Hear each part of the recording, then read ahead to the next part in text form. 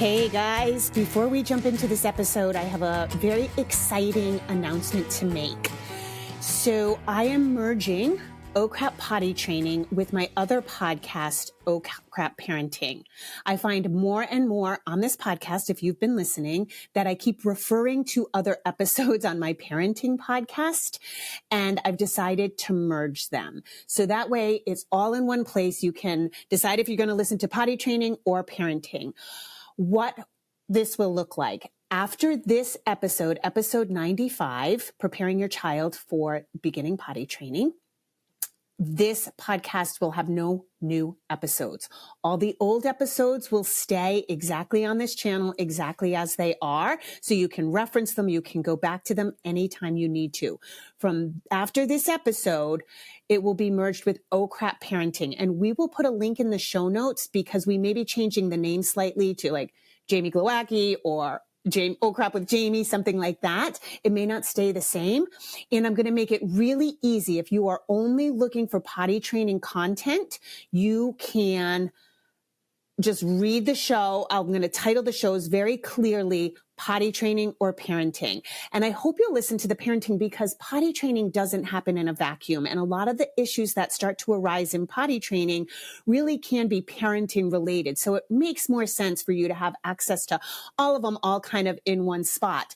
And the majority of my audience for the parenting podcast used me for potty training, likes my work, and continued listening. So that way, once your child's potty trained, you can still catch all my parenting expertise, quote unquote wisdom. I hope it's wisdom, advice, and just general stories. So I hope you'll join me there. And again, this podcast will stay intact the way it is. And after this episode, though, there will be no new episodes. It will be on that other channel. And I am excited to see you there. All right, let's move on with the episode. Hey, you're listening to the Oh Crap Potty Training podcast. I am your host, Jamie Glowacki, and I am the author of Oh Crap Potty Training and Oh Crap, I Have a Toddler. I have been working with parents, helping them potty train and parent for over 15 years full-time, and more than that, not full-time. Okay, today I want to talk about a big question that often comes up about potty training is, should I let my child know what's happening? And, should I let them know, like on Saturday, we're going to toss the diapers and we're going to start using the potty? And I think this is like all things. It depends on your kid. So has your child been really great with transitions, milestones up until this point? Have they been easy or have they been challenging, or has your child been reticent? Different kids are going to react differently, right? Every kid is going to react differently. So some kids need a big heads up to know what's happening. At the age of potty training, kids aren't able to track calendar time.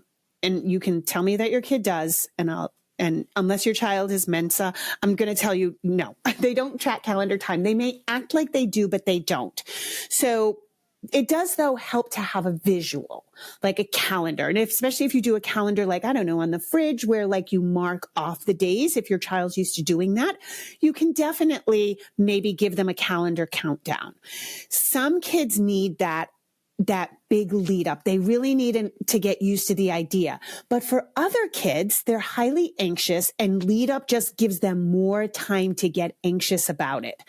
So one of the things I tell parents is you can kind of put out a feeler. You could be like, oh, next month we're gonna start using the potty. You might, way ahead of time, so that if your child has kind of a strong reaction, you could be like, oh, I'm not going to say anything anymore. If your child's like, oh, okay, great, like you can maybe start feeding it out. I think it's really about knowing your kid, though. Yeah. And you probably know by now, if you've got a kid who's like super anxious, needs to know where you're going, when you're leaving, what's the plan for the day. That kid may need some time.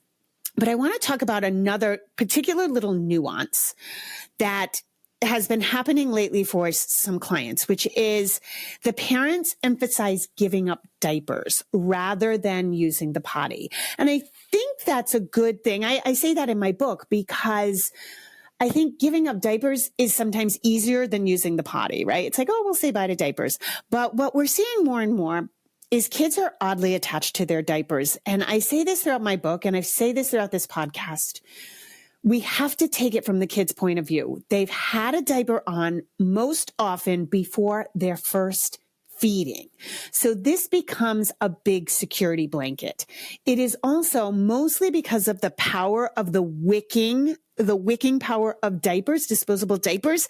This causes them no thought. It's not like they're uncomfortable. They can release when they want to release, and they are very oddly attached to their diaper.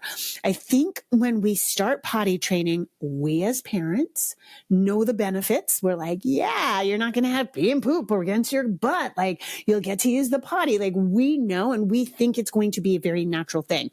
I literally had somebody come in on my Instagram, which I thought was so funny, to tell me how much she hated my book.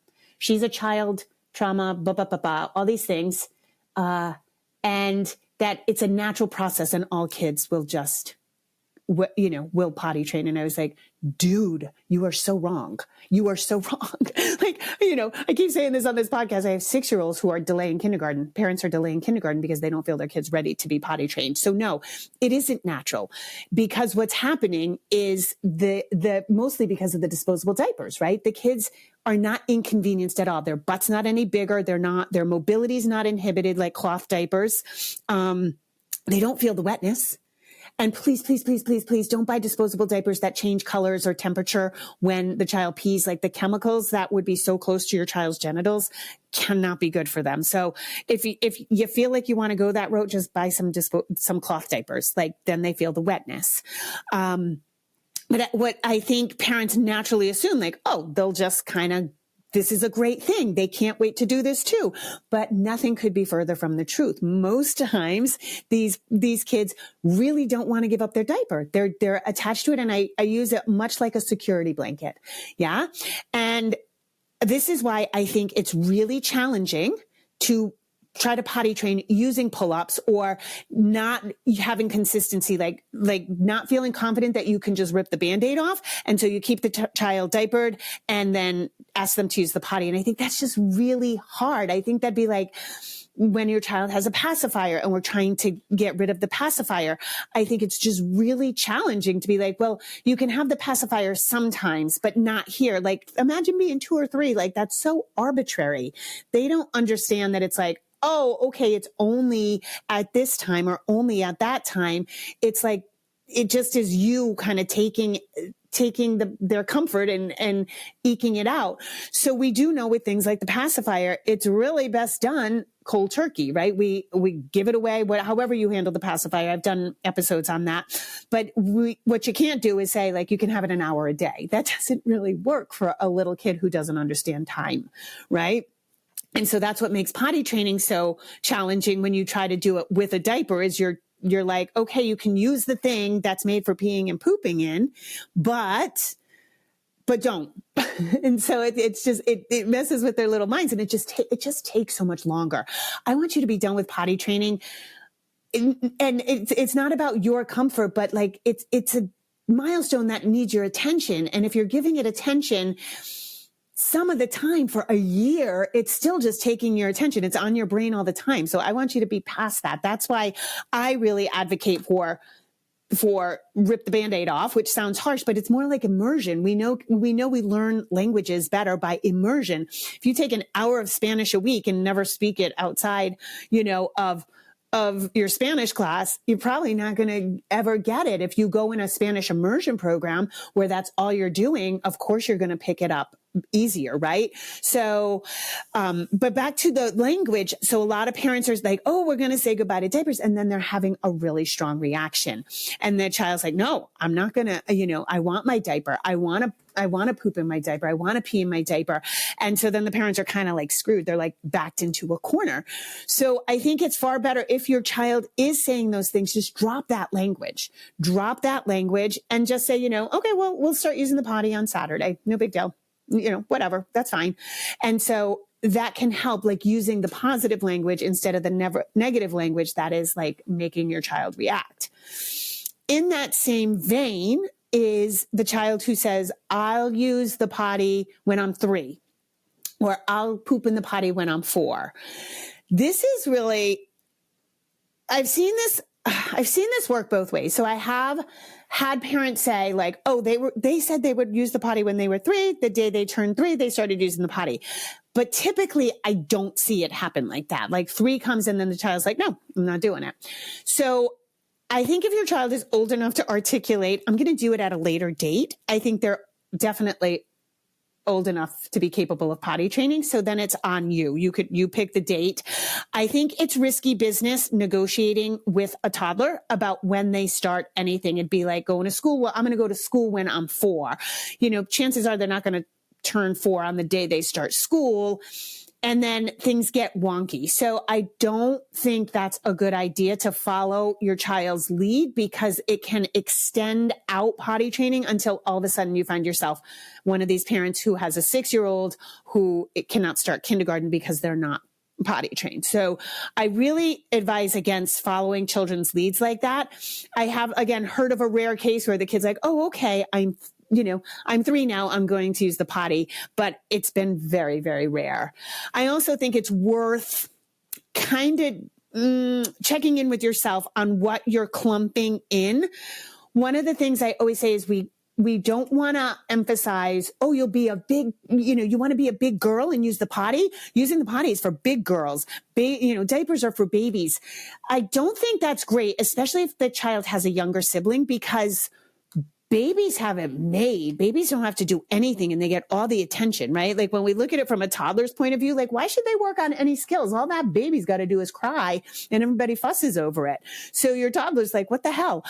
Now I have to be a big kid. And I think when it comes to potty training, it's one of those milestones where we harp on big kid, big kid, big kid. And that's where I see a lot of kids dig in their heels. They're like, number 1, who even said I want to be a big kid? Number 2, no, I'm not doing this. Like there's too much hullabaloo around the age. And you want to watch that, like you're not clumping like, oh, when you're 3, you'll get to do ba ba ba ba ba ba ba, or 3, 3, 3, 3, 3, because nothing magical is going to happen when your child turns 3. And I'll give you a funny example. When my son Pascal turned 5, he woke up that morning, and we always had this tradition where I put out a couple little presents, a couple little treats, and a couple of balloons. And it was on the kitchen table waiting for him when he woke up. And he woke up when he was 5, and he was like, "Oh my God, I'm so excited!" And I was like, "Why? Like, what's so great about 5? What are you so excited about?" And he said, "I can have Skittles and go to China." And I was like, "What?" And apparently, like he was younger. 3 and 4, and he wanted Skittles, and he was not getting Skittles at that age. And I guess he wanted to go to China. And I haphazardly or absent-mindedly said, "Oh, we'll talk about that when you're 5. Maybe you can go to China when you're 5. But this poor kid took it in so deep. He was like, I turned 5. I'm getting Skittles and I'm going to China. And I was like, oh, baby, we're not going to China. I mean, I guess we could arrange a couple of Skittles, but we're not going to China right this second anyway. And so we ended up going later.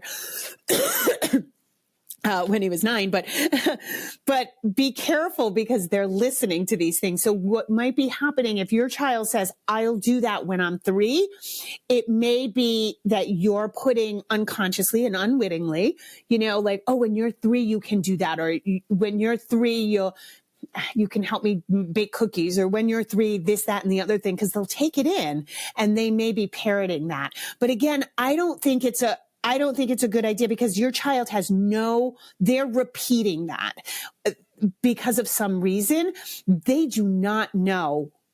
They don't know calendar time. So they don't track, they may be able to repeat back when my birthday's on Saturday, my birthday's March 8th. They may be able to repeat back, but they don't know what that means. And they really don't know what it means on the calendar. So even if you're showing them and doing calendar time, it's just, their brains aren't working like that yet. So I don't think it's wise to follow that lead. And again, I think you can get into trouble because you pin all your hopes on that. You may take time off from work. You can be like, yep, that's when we're doing it. We're potty training when they turn 3. And then your child's like, oh no, I was faking you out. And so, I do think if you do want to say, okay, we'll wait till we're 3, but then you lead the process. You're like, no, you're 3. Now we're doing this. Take the time off from work or whatever. Have yourself ready to potty train. And then you push the process, even if they start to dig in their heels. But again, it's really wonky when I talk a lot about child-led. I don't think any child-led is really meant to be child interest-led, developmentally led. We know children are developmentally more than capable at potty training at 2 and 3 years old. Absolutely. There's no question about that. So we lead these processes just like we will lead them in other processes throughout their childhood, because we know these things happen in this developmental window, and that's what's right for childhood. And so when we say child-led, I think that's where we get into a whole bunch of crap, because your child does not have a prefrontal cortex formed yet. They have no executive functioning. They have no long-term judgment. They're full of impulsivity. Their brains are growing at such a rapid rate. Like we lead these things because we know better. We've been on the planet longer. We understand things. So you can be interest-led with your child, which doesn't mean you wait till they're interested in the potty, because sometimes that doesn't happen, right? But we lead these milestones, not necessarily them. And so I think that's where a lot of people make a big mistake. And kind of circling back to what I said in the beginning of this podcast is when we do that, we get stuck, because some kids will never be interested in the potty. Some kids will love their diaper for however long. And we assume that these processes are just going to be natural and they will want to do that, but they don't. And I see it again and again and again.